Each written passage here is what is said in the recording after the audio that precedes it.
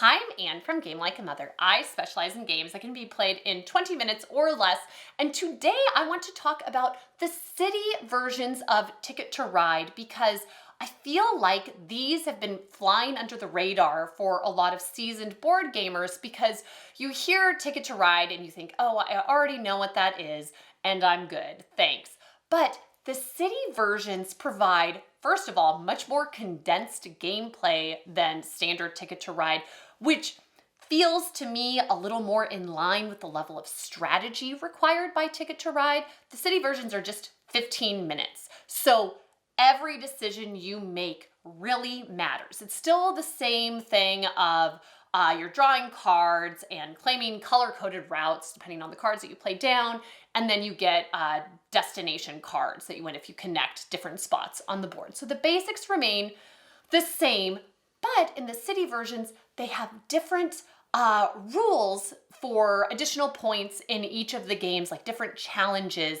So you have something fresh that you're doing in each game that just tweaks the rules a little bit, so I don't feel like I'm doing just the same thing. And they've come out with about one a year since 2018. They missed a year during COVID.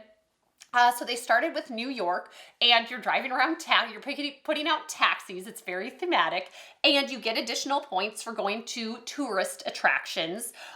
Then they came out with London, which is set in the 1970s, and you're placing buses, London buses out, and you get additional points if you connect different districts. And it's nice because if you connect District 1, it's worth 1 point, but then 2 is more points, and 3, and so on. So it's as I'm placing down buses, I'm thinking, oh gosh, how can I manage to swing it so I can get the largest district and get more points, which really ups the level of interest I have while I'm playing the game, and I feel like I'm getting to do interesting things, even though it's just Ticket to Ride.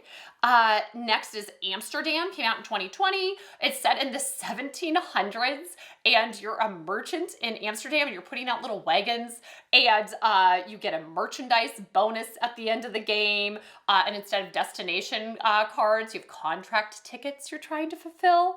And San Francisco came out in 2022. It's set in the 1960s, and there are cable cars and souvenir tokens. Berlin just came out this year. You get to use streetcars, and you venture under the streets to incorporate the subway system into your route. And then they've announced Paris is coming out, and you will get to use red, white, and blue cards to play.